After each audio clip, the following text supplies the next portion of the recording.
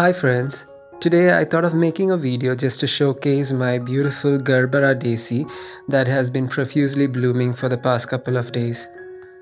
So most Gerbera daisies that are available in garden centers and nurseries are cultivars or hybrids of the species of Gerber called as Gerbera jamesonii.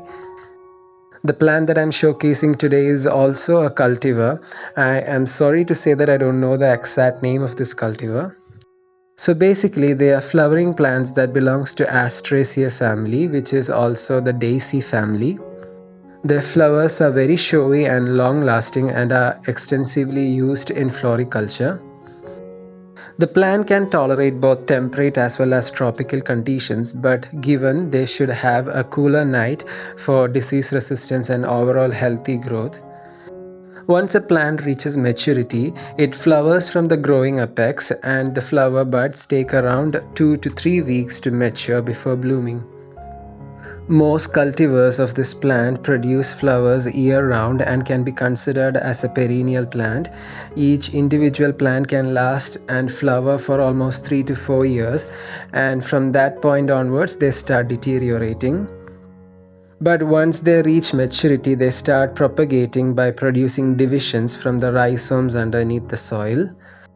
As I mentioned earlier, these plants prefer cooler nights and overall cooler conditions for proper growth. So if you are a tropical gardener, choose cultivars that are specially designed for hotter climate. In my experience, most tall varieties that produce very elaborate flowers, which are commonly used for floriculture, require cooler conditions, and dwarf varieties, which are designed for garden use, tolerate heat much easily.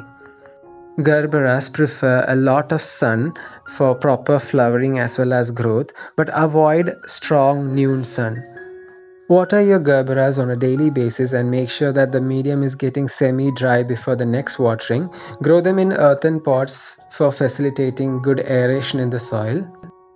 Feed your Gerbera daisies on a regular basis with both organic materials as well as water-soluble all-purpose fertilizers.